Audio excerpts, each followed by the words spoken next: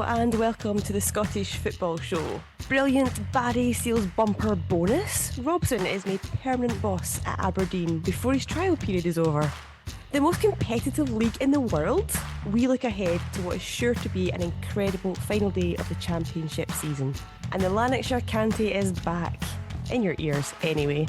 Former Motherwell midfielder Allan Campbell talks to us about leaving Scottish football, growing up, and being on the verge of promotion to the English Premier League.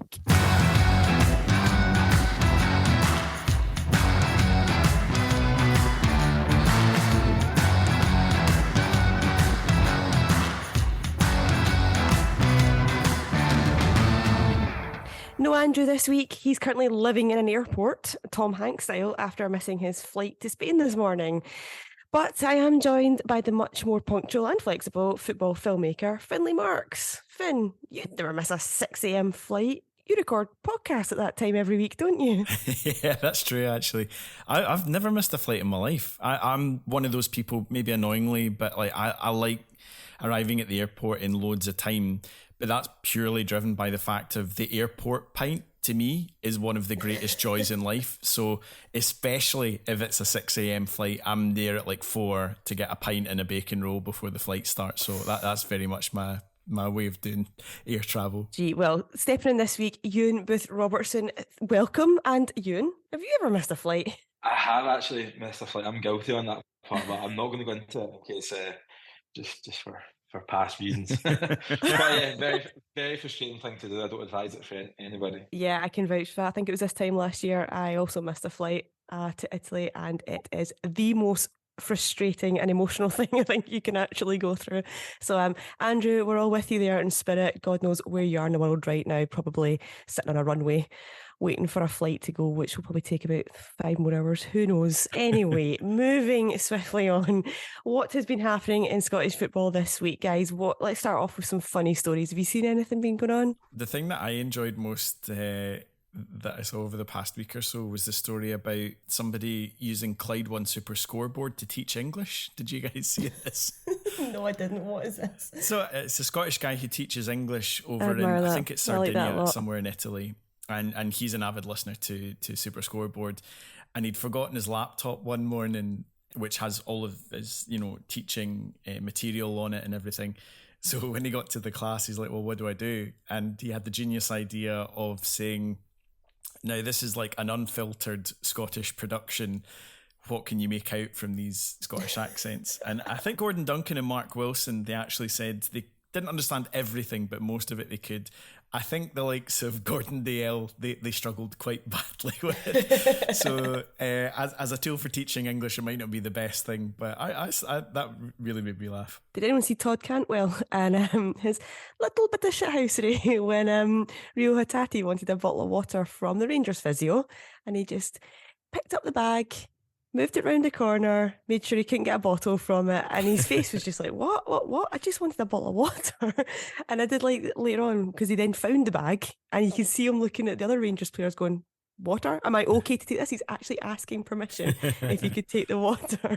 I kind of liked how it was just a wee bit cheeky. I like those wee kind of sneaky moments. I think I saw him referred to, definitely not by a Rangers supporter, on Twitter as TikTok Todd, and I quite like that as a nickname because a lot of his chat and behaviour and stuff like that, that kind of seemed to sum it up. I also didn't really get why Hatate was wanting a bottle of the Rangers physio. Like, would you not use the chance to go over to the sidelines to speak to your coaching staff about things you're doing or not doing well, or I don't know, maybe it was just a vicinity in the middle of the pitch. Maybe he was just really thirsty. Yeah. Far away from the touchline. It's just a hydration thing, surely. It happens quite a lot. I thought the funny thing about it was that Alfredo Morelos was actually the one to eventually hand over the bottle to Hatate, the notorious peacemaker.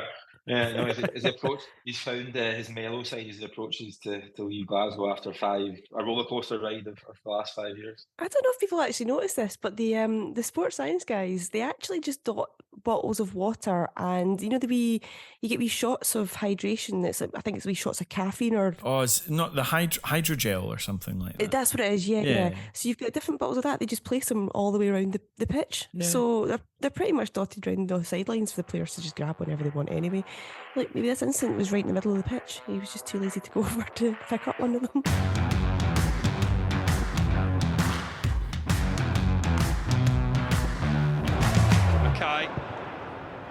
Billy Mackay's managed to free himself up. What a finish!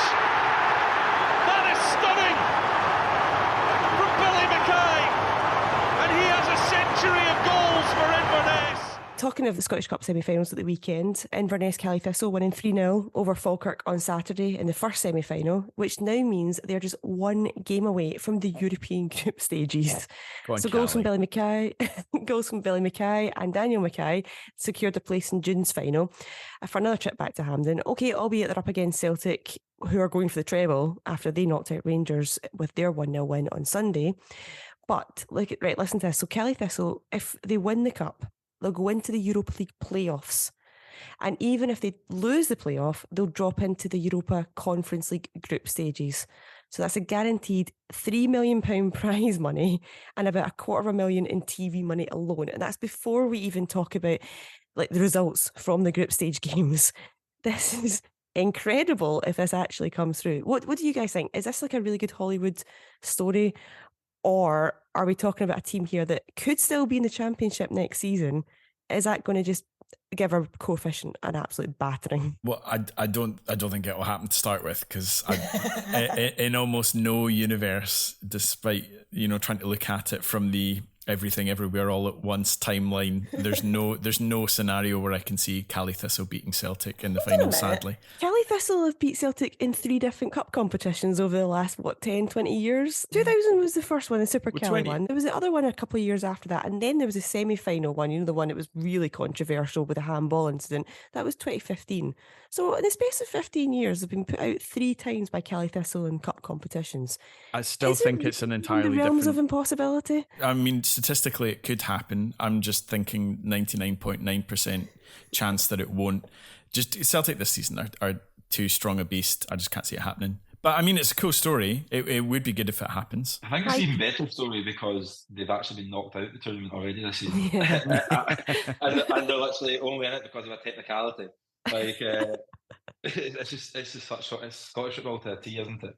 It would be an absolutely incredible run if you've got teams that every season we've got teams struggling to get into Europe and into the group stages, and Inverness's path would be beating Stirling Albion, Queen's Park, not even beating Queen's Park, Livingston, Kilmarnock, Falkirk, and then getting through because they beat Celtic in the cup final and then lost in the Europa League playoffs, and that's their journey to European group stages. That would be some story for them. I side with Finn here. I can't see it happening. But from an Inverness point of view, I hope all eyes are on the cup final when they take their eye off the ball this weekend and Thistle can ease into the playoffs.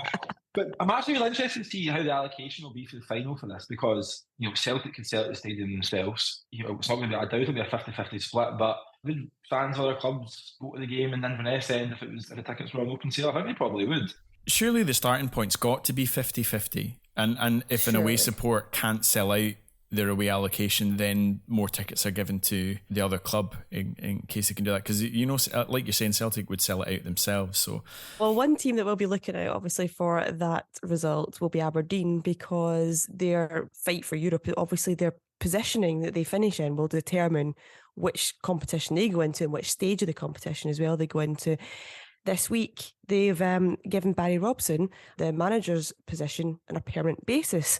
So he took charge in January after Jim Goodwin was sacked. And since then, he's racked up 8 wins in 10 games. Surely this is just reward for an incredible turnaround. Yeah, massively. He completely deserves the job. The turnaround, I don't think you can understate how impressive the turnaround's been. When he took over Aberdeen when turmoil also got thrashed off Hibernian and 6-0. They look like they're going to qualify, automatic qualification for European group stage football next season, which is remarkable. I mean, how long ago was it since Aberdeen done that? Look at all the away days the supporters will have. Aberdeen famously have had some brilliant nights in Europe, so he's done an unbelievable job. You put him in. You don't even put him in for contention for manager of the season. But if you're creating a shortlist of maybe the best 4 or 5 in Scotland this season, you could argue to put Robson on it with the job he's done. It's been remarkable. Him going into the end of the season, knowing that he's got the job going into next season, it's just it makes sense, and it means Aberdeen can really start to make plans, I think, for next season. It'd be interesting to see what happens, I think, with Duk and Miovski particularly over the summer. I mean, there's been rumours linking McCrory leaving to, I think Bristol City have been one of the suitors for him for a couple of £1 million. I think Aberdeen are at that model where, you know, they probably will need to sell one or two players as well. But the turnaround has been insane. Like, you know, thinking back to January, they suffered literally the worst result in their history against Darvel in the Scottish Cup, getting knocked out. And you go from that to the last couple of months, and they've been astonishing under Barry Robson. So it's great. I don't know how you guys feel as well, by the way, about the allocation of things like teams that get to the cup final and lose, or that win a cup final, over teams that have performed in the highest division over the course of a season. I think I'm probably more of the opinion that the team most deserving of a higher European place is not a cup winner. It would be the team finishing third in the Premiership. So the way this is if Celtic win the Scottish Cup, then, well, as it stands just now, Aberdeen in third place, whoever finishes third, will take that Europa League spot that we were talking about. Yeah. So in that case, they'll go into Europa League playoffs, and if they lose that, they'll go into Conference League group stages.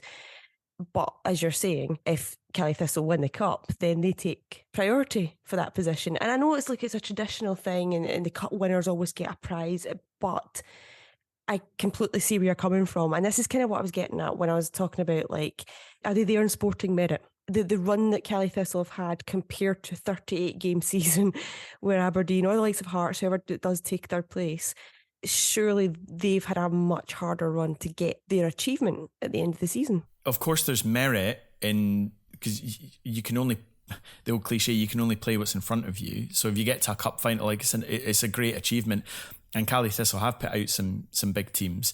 And obviously, if they go on to beat Celtic, that's an enormous achievement. I just think before the start of the season, regardless of who makes it to a cup final, the placings for me, like if it's a Europa League spot, I think that should go automatically to the team that finishes third. And the cup winners should still get a European spot, but I think it should be a conference spot. I don't think it should be, well, you've got the Europa spot unless you're the losing finalist, and then we can swap you down. I just think it should always be de facto the third team in the league. It's important. I can see both sides of it. Obviously, for the coefficient, you want the Scottish teams to, pick up as many points and wins as possible, because obviously, that's the reason that the performance of Celtic and especially kind of Rangers in recent seasons is why our coefficient is so good. And what's provided these places that the kind of guaranteed European football. I mean, and that money going to a Scottish club is makes such a difference. Playing those games, and not just on a club, but I think on the enjoyment of the season for a supporter, getting those European trips. Yeah, but yeah, I can see the coefficient side, but at the same time, I mean, you probably look at the clubs who your Hibs and your Dundee Uniteds and Hearts, and you think they should be doing better in the Scottish Cup as well. So, yeah, you can weigh up both sides. Shall we round off the news this week with what is becoming what feels like a weekly no pyro, no party instalment on our show? So the latest story is the Scottish Government are allegedly attempting to up their powers to deal with the smoke canisters at football games ahead of the Scottish Cup final. I think their aim is to kind of bring these powers in June. So it will only be the Scottish Cup final that it impacts if this comes to fruition. It comes after, obviously, the incredible scenes in the semi-final between Rangers and Celtic, where, quite frankly, both ends of the support had incredible displays as the teams were walking out the tunnel.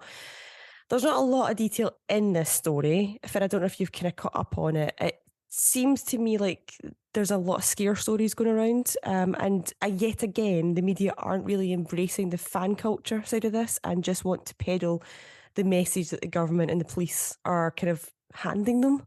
Is that fair to say?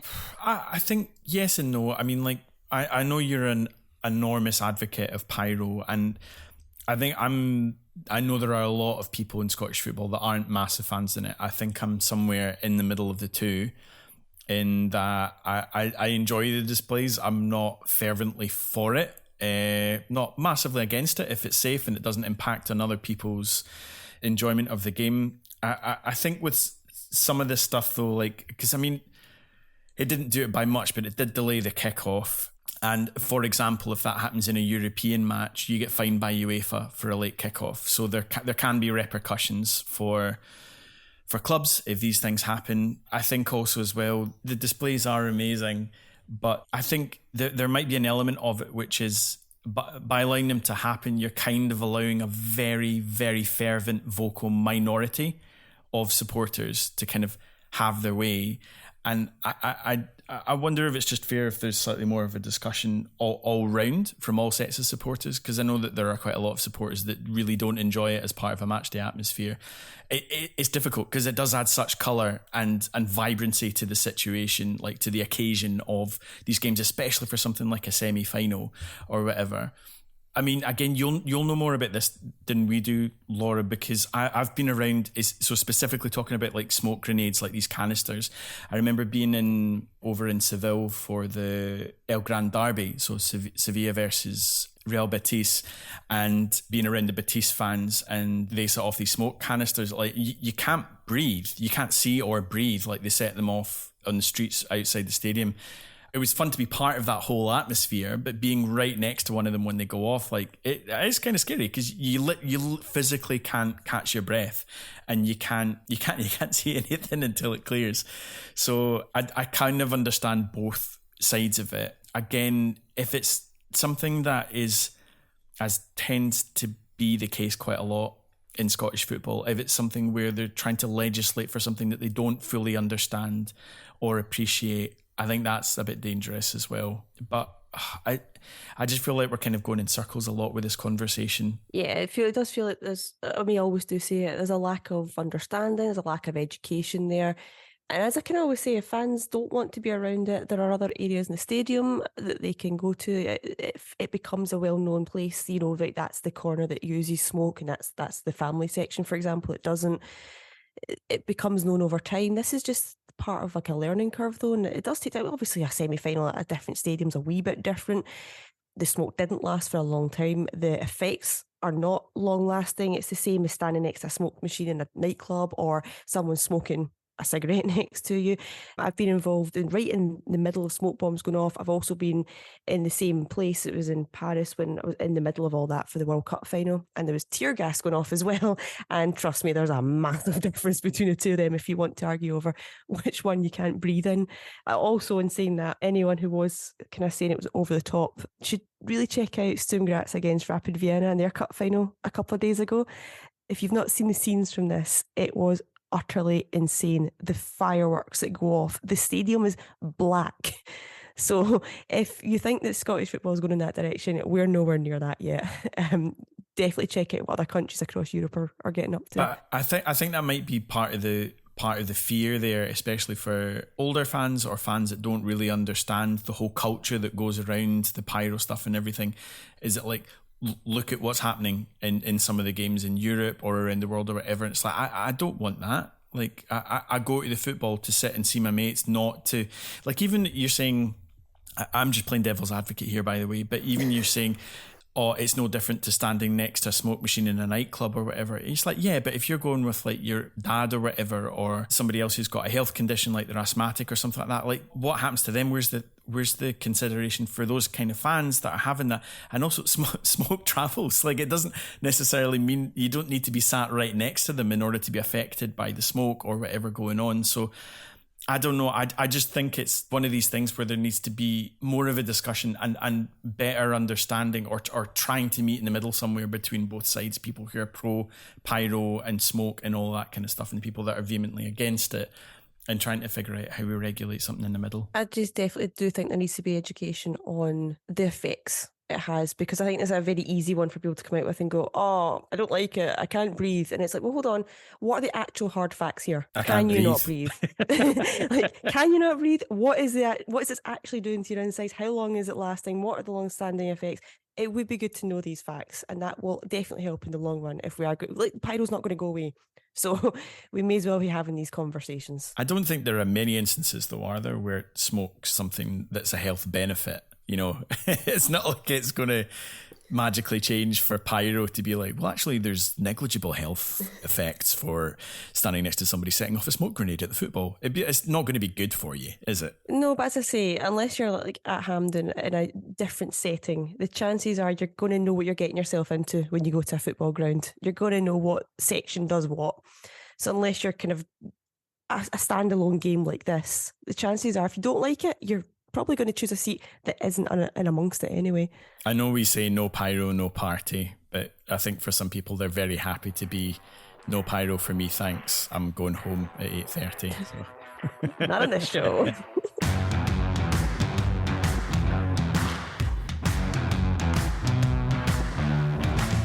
Big men are up from the back. El Mahoney, right foot, whips it. Oh, Jeezy peeps, man. Now, let's turn our attention to what is surely the most competitive league in the world right now. Don't know about you guys, but I am absolutely buzzing for this Friday night. It is going to be amazing.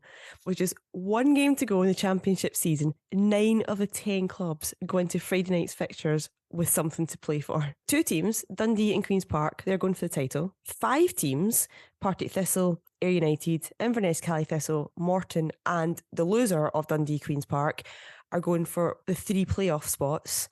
And at the opposite end of the table, we've got 3 teams, Arbroath, Cove Rangers and Hamilton Accies, all fighting the relegation playoff at the bottom. Poor little Wraith Rovers, they've got nothing to do. They're the only ones that nothing to play for. But in saying that, they do have Partick Thistle, Euan, and could still have a huge bearing on the outcome. How are you feeling going into this one? As a Partick Thistle fan, how are the nerves? I'm afraid. I've been the last few games. I've been lucky enough to be at Thistle's last 4 games, which has been rare this season with work. But I've not enjoyed any of them. It's been so nervous because it's like, and in the back of your mind, you're just thinking as a fan, like we could have won this league. Like you look back at it, like we lost 7 games in a row. We've lost back-to-back defeats this season against Cove and Hamilton, who are the bottom 2 this season. It's like it's going to be agonising. Thistle are probably going to finish a couple of points off the top. And every game, like the last couple of games, like it's so tight. You know, Thistle can finish 2nd on Friday night, or we could be finished 6th. Like that's crazy. Like it's mental. The whole league is just crazy. It's like insanely competitive, but the standard's not very good this season. Like that's why it's so competitive. Like you said there, Thistle losing to the bottom 2 sides at home back to back. Thistle beat Dundee, who look like they're going to win the league. Thistle beat them twice at Dens. It's mental. One thing for me, I don't know about you guys, but the schedule of the games. I'm going to have one quick moan about the league. The last game of the normal season was on a Friday night. Yeah, that's poor. You're not a fan? I am in theory, but then you look at the actual fixtures, like so Cove are playing Morton. So you think, everyone online for Morton to get up to Cove for a 7:45 kick-off and people work to 5 from Greenock to Cove, it's not easy. No. Hamilton, they're playing away to Arbroath again, it's another long trip. Ayr United and winner takes all game against Inverness, travelling up to Inverness. It's very difficult for those fans, and it's like I know like the SPFL didn't know that this is going to all come down to this at the end of the season. And I know that the game will be televised on Friday night, which is great because we get more eyes on the championship, in the Queen's Park Dundee game, which is our title decider. So it's great from that perspective. And I love Friday night football, but I just think for the away fans, for those, three could be big travelling supports. It's not great for them. Yeah, but everything apart from that is what a match day it's going to be. That is a point I didn't actually take into consideration, so that is very valid. Had this been a Saturday 3 o'clock, obviously it'd be very different. But one game on TV is also a wee bit frustrating. I get the reason behind it is because the BBC don't have the allocation to do more. And obviously, as you're saying, we didn't know this was going to pan out this way, so they've used up their allocation in the run-up to this. Having all the games on would have been incredible. I don't know if you remember, guys, back to, was it 2003, when it was Celtic and Rangers going for the title, when it came down to goal difference, and BBC One showed one game, BBC Two showed the other, and we were flicking between the two. Those were the days. If BBC could have done that again, it would have been insanely good advert for the game. But I'm hoping Open All Mics will still be on. I don't know about you, Finn. Are you going to get up for it? Because I'm sure cancelling my plans for Friday night. I'm in the house and I'm all in for it. Are you going to set the alarm over in Melbourne? I actually am. Yeah, it's. I think it's a 4:45 a.m. kickoff time over here for all the matches, but. That's what's getting up at 5 a.m. Do you know what I mean? It's fine. I've got two little kids, so I'm used to it. But it's Billboard, man. It's phenomenal, and to have the actual title decider, but the 2 teams vying for the title playing each other in the final game is phenomenal. I think I'm trying to think back to how we called it the other weeks. My thoughts were for Thistle to make it through the playoffs, because I just think in terms of form and everything, I think Dundee will win it. I think Queen's Park they've kind of tailed off as the season's gone on. But the likes of both of Thistles, Caley and Partick, are kind of hitting form right at the right time. I mean, in relative terms, nobody's really been out and out flying in the Championship, but I think they're the two sides that look most likely, I think, to do it in the playoffs for me. Nobody wants to win it. It's crazy, isn't it? You look at the top. Honestly, it's like everyone. I don't really fancy go up this season. I have last season in the Championship. It's more exciting. Queen's Park have picked up 4 points from a possible 18 in their last 6 games. That's terrible. Dundee have drawn their last 3 games. It's like those two. It's honestly wild. I thought it was quite interesting during the week when there was a whole ticket kind of argument between the two clubs when Queen's Park were not giving the Dundee more allocation. They probably wouldn't not get the best support. It's quite interesting to see the authorities step in there. I wonder if that's a precedent for moving forward, which could be quite interesting. But the Dundee fans, like, hats off to them. I've seen all the photos on social media today. They were queuing up overnight and for hours to get a ticket for that game. That's what it's all about, isn't it? Like, supporting your club, getting to go to a game like this. It was so exciting, and just that's why I was talking to the fans earlier with the ticket. And they are the most important people, so we should always try and cater to them when possible. I think Dundee will do it. You don't say that with any confidence. It's impossible to predict either of them. Seem to want it. I watched the game on Friday night, and you think Dundee are going to win at home to Cove Rangers, but I mean, Cove went there with a plan to probably play for 0-0. They showed good gamesmanship, good game management, a little bit of time wasted here and there, but it's going to be a brilliant day. I mean, imagine you could get like the Champions League's on. I love the goal show. It's on BT. Wow. It's brilliant, honestly. Imagine you had a Championship goal show going to every game and like showing it'd be absolutely brilliant. Have you ever been at a game before where you're like listening to the radio or you're checking your phone for updates to really be across what is happening elsewhere, and had that sense of the noise around the stadium when like a goal goes in and the kind of the news filters through the stands? All the time when I was younger, and you always remember it on the radio, don't you? Like, one person in the stand had like a pair of headphones in, like plugged in.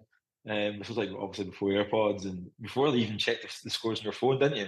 I remember like so many games like watching Thistle. I mean, won the league a few times. They won away at 4 for the second division. Alan McGrillen scored, and you're kind of checking all the time. What's going on in other games. Those kind of memories stay with you. And those are the special sort of games. Arbroath versus Hamilton. This is a huge one. Arbroath can't get relegated straight out unless Hamilton beat them by 7 goals and Cove win. They're still in the playoff place. They're still in the mix of playoff place, but they can't get relegated straight out unless that happens. And okay, look, you might laugh, but think back to 2014, right? Hamilton beat Morton 10-2 on the last day of the season. They needed an 8-goal swing to win the league. They got the 8-goal swing, but they also needed Dundee to draw with Dumbarton that day, which didn't happen. So they scored 10 goals when they needed to. They could very much do this again, couldn't they? I mean, it's plausible. I don't think it will happen. Just given you're ruining all the dreams today, Finn. Okay, I'm giving you hypothetical situations. You're being far too realistic. I know. I'm just trying to be pragmatic, but it's brilliant. Again, like just as we've got at the top of the table or at the bottom of the table, you've got 2 of the 3 teams embroiled in the relegation / playoff battle. I think realistically, Arbroath will avoid relegation, but it's not to say. I mean, and for it still to be in Hamilton's hands, I think I see Morton getting something off a Cove. But it's exciting. I can't wait to see how it all unfolds. And it's like, remember that drama of thinking back to the World Cup when it was on, the last round of group stage matches, which are being played simultaneously, and you can go, the league table can change, within a 5-minute period. You can have the team that's in 4th then going up to 1st and vice versa, and it's so dramatic. And as a neutral watching these games, it's just the most exciting thing about it. So it'll be great. I'll have open all mics on and the Dundee game on and everything, so can't wait. It'll be awesome. What else is going to happen as the games progress? Other teams will know what they need to do and what. So we're going to get crazy games, like teams really going for a goal, throwing the proverbial kitchen sink at them and stuff like that.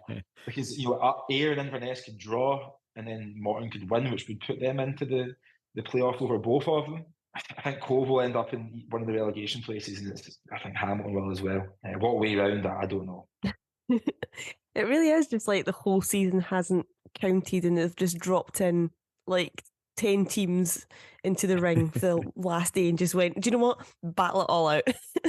Nothing has mattered up until this day. Just go for it. Hell for leather. A championship Royal Rumble. Like, what better way is there to close out the season? It's fantastic. Like elsewhere, just at the weekend there, Peterhead were obviously officially relegated. We kind of think we knew it was coming, but the 2-1 defeat to Kelty Hearts officially sealed their fate. They did lose a 92nd minute winner, but the defeat was irrelevant in the end. A draw would have put them down anyway. And also in the Pyramid playoff, just over 2,000 were at Ainsley Park. This is brilliant for the Spartans game against Brecon City. So Spartans won 1-0, the last minute winner. And they'll now defend their lead away from home next weekend, obviously with the winner playing Albion Rovers for that League 2 spot. Great crowd there for the Pyramid playoff, isn't it? I think also an interesting comment as well in the news of the last couple of weeks with the essentially what will be a B-team league being voted in at the detriment of a lot of Lowland League and Highland League clubs. So, just great to see. And they're two teams that are ambitious and have had really good seasons as well. Spartans particularly have been really impressive in the Lowland League this season, so it's great to see that many fans turning up, and the game's in rude health even at that level of the league system or non-league system as it is. So yeah, and it's still on a knife edge as well. It'll be good to watch the second leg of that one too. It'd be interesting to see what happens with Albion Rovers as well, because I mean, how many times have the team finishing bottom of the league system going into the playoff lost and kind of, you know, disappeared into the sunset?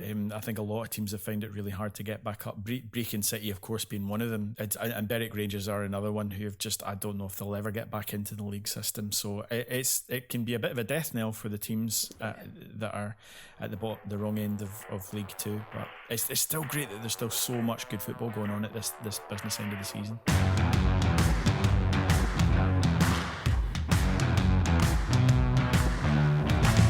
Regret it's not, it's good laugh on it. So I didn't find it funny. This time 2 years ago, Motherwell fans' favourite Allan Campbell was coming to the end of his contract and made the huge decision to leave the club he'd been at his entire life. He moved to English Championship side Luton and just missed out on promotion to the Premier League in his first season. But he's got another chance this year, with the club securing their place in the playoffs yet again. Myself and Andrew caught up with Allan to find out how he's progressed since he moved away from ML1. Allan, you were only 22 when you moved from Motherwell to Luton, which is just, for anyone who doesn't know, is just outside London. It's like just over an hour's drive. Before we talk about all the football stuff, you know, what was that move like for you, kind of leaving the comforts of your home? It's quite a, you know, it's a young age to leave and go quite far south. I know it was obviously a bit of a daunting time, but something I was ready for at the time as well. I'd been playing first team for Motherwell for 4 or 5 seasons, and I got to a stage when I was like, I wanted to challenge myself, and I felt as if going to play in the Championship was a great challenge for me to improve, and also to come in my comfort zone a wee bit as well, because I've been at Motherwell since I was 9, so it's all I really knew. I knew everybody. I was sort of like the wallpaper. Everybody knew me. You just get comfortable being there. Your life was comfortable, and I just felt as if at a stage of my career and in my life I wanted a change and a challenge, and the opportunity came up to come down here and try it, and I was ready for it, and I've loved it since I've came down. Do you always have that in the back of your mind, maybe thinking you would leave Scotland to play football, where that might be? And was there anyone, you know, in your circle of friends or maybe family that kind of you would lean on to kind of get more advice on that sort of thing? I think as a player you always want to play at the best level you can, and I think the Premier League is probably the best league in the world, and for me that's one of my targets, is to play at that level. And I felt as if coming down here at the Championship was a good platform for me to try and show what I'm capable of down here, because a lot of people in England don't really know of you in Scotland. So to come down here to try and get your name out there, play well, and to try and get to that Premier League, and it obviously helps when there's a few Scottish players that have done that same path. You can see that you can do it. So that was probably my thinking behind it. And then my family and I just support all my decisions. They just want me to do the best for me to improve. And for me coming down here, they supported it, and they were brilliant, and they come down every so often that they can see all the games, and it's been good. How was that from a kind of a personal side before we get into the football? Because you lived at home, didn't you, before when you were at Motherwell? You've obviously got like a long-term girlfriend as well. Is she still back home? Like, how was the kind of move from a personal side off the pitch? I think I was kind of, I was getting to a stage when I was prepared for it myself. Getting a bit older. Also, my girlfriend, we've been together for a long time. We were getting to that stage when we'd like to move out. And obviously coming down, it just kind of helped everything really, because we just moved it straight down here. She came with me, and thankfully she did, because I think that helped. When I wasn't here myself, I had that support with her. We both were kind of going through it together. Don't get me wrong, it was hard the first 6 months or something, really, just trying to settle in, because everything you're used to is up the road. There was nobody here to support me, and plus, as you said, it's not as if it's a couple hour drive. It's all the way down in London, so it's a long way to come for your family. So to have her here was so helpful. It helped me settle in, and it helped us get closer. And I think we're really enjoying life down here at the minute. And we've kind of made this our wee home now. I think it's mad to say that when you're up there, you wouldn't think anything else about being away from Scotland. Like, Scotland's your home. You can't think any life outside that. But to say 2 years on now that you're really enjoying yourself down in London, and seeing this as more of a home now is brilliant. It's weird that, really, because just picking up on that, I mean, I moved to London when I was 21, 22 as well, and I used to always think, like, how am I here? Do you know what I mean? Do you get that kind of feeling sometimes? You think, 2 years ago I was in Glasgow or Motherwell, but now I'm here. Like, what's happened? Has it all been too fast? I don't know. It's crazy to think that it's been almost 2 years that I've been away from home. It's mad. Time just flies by, but I think when you think about it like that, it just makes you think you need to enjoy every minute of it, because it's not often you get the chance to come down and live in London and experience this sort of lifestyle and cherish every moment, really. Is the lifestyle different in terms of like your habits? Because when you were at Motherwell, obviously we talked a lot about, you were in first in the morning, you worked so hard, you lived and breathed football, and your entire time was consumed with, working out, concentrating on your game. Is it still the same mentality now that you're in London, or do you have time to do other things as well? Probably a bit worse in terms of being stricter. It's just me, so all I really consume is just thinking about football and how I can get better. But in terms of like the lifestyle, it's nice to have London at your doorstep. There's so much things to do in your days off if you get the chance to go a day out and experience what London has to offer. But in terms of all the work rate stuff and the football side, I've probably got even more stricter, because you realise how close you are to that next step. As I said, the Premier League, you're so close to it, so it almost makes you want to work even harder to get there. And that's probably been the case for me coming down here. It's just made me want it even more, and I've probably worked even harder, really.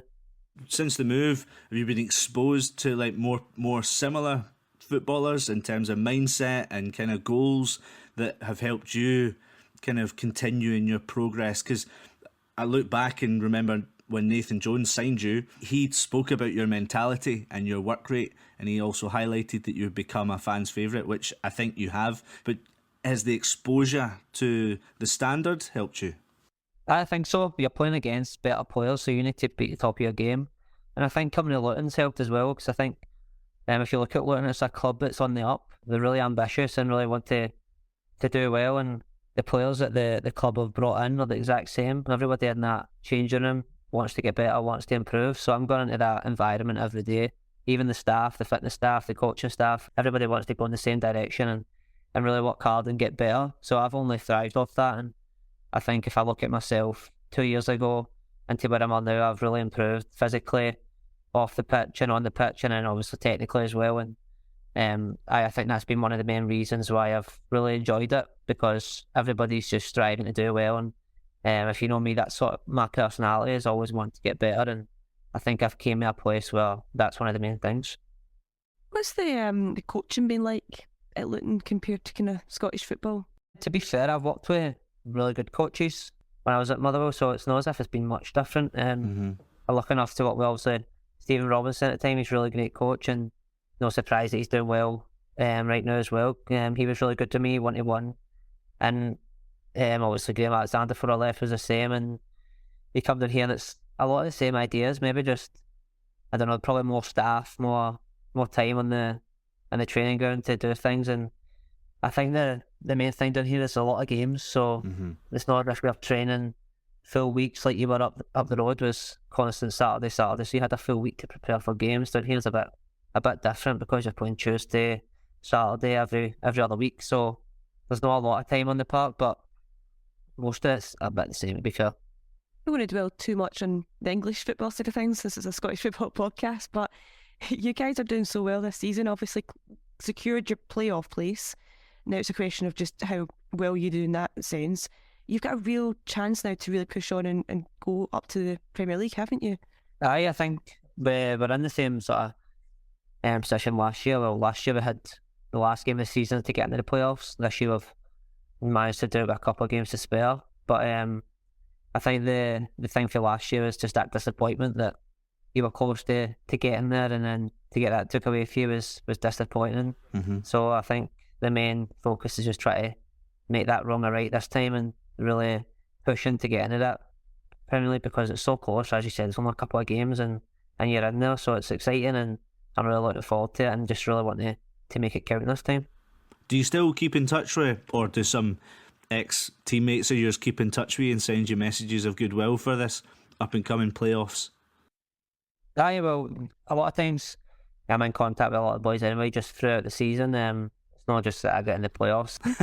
And then a lot of people still message you here and there to congratulate you and getting into the playoffs. So, I'm still in good contact with a few boys. You still follow the games? When you can, obviously, around your own. I love football.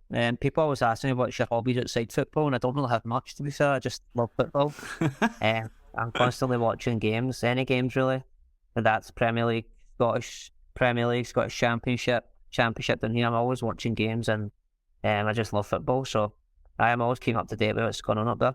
So I worked the Luton game when they were promoted from the conference back in 2014, and my experience of the stadium is quite amazing.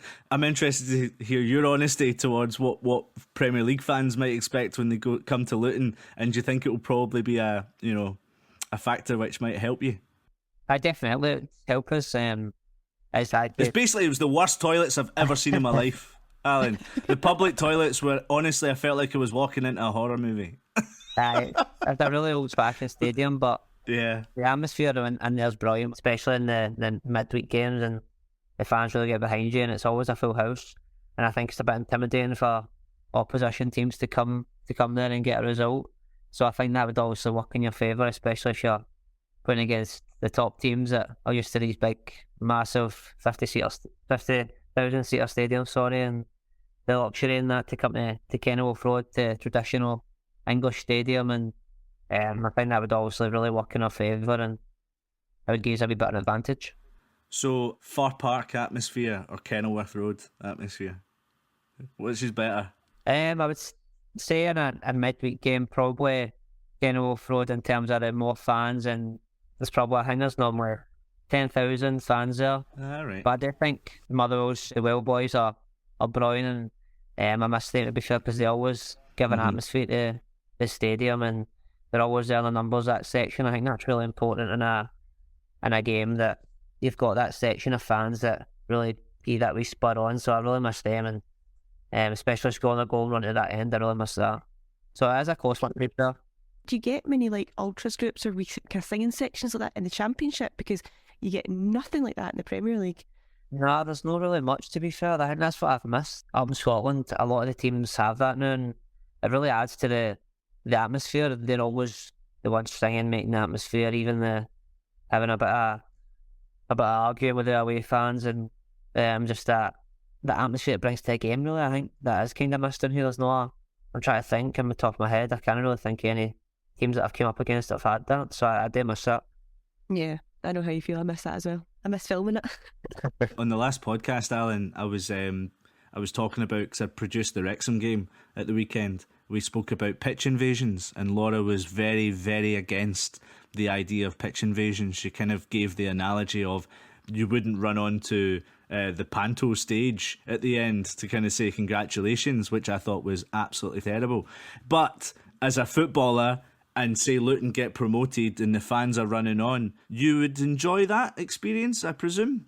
Well, to be fair, last year I was on the opposite end of it when we got put out of the playoffs. Huddersfield were playing Huddersfield away, when they won, all their fans ran onto the pitch. So that was a bit mad, to be fair, because anything could have really happened. But I'd imagine if you were on the winning side, it'd be a class feeling because all the fans would be cheering, you'd be buzzing, and I'm sure it would be brilliant. But all I remember with that has been on the other end of it, and it wasn't the best experience. Sorry, Alan. Didn't think I was bringing up some bad memories. See, the Motherwell groundsman will be listening to this now. He's thinking, don't do it, Al. Don't tell him you like people on the pitch. You've been trained as well as I have. No, I know. This Motherwell groundsman sounds terrifying, Laura. That's all from us this week. My thanks to Finn and to Euan, and of course we Al. Hopefully Andrew will be back next week if he ever makes it out of Gatwick Airport and we hear from him again. Don't know if that's ever going to happen. In the meantime, go and enjoy Friday night. It is Scottish football at its best. You do not want to miss this, and enjoy us next week when we dissect all the drama. See you later.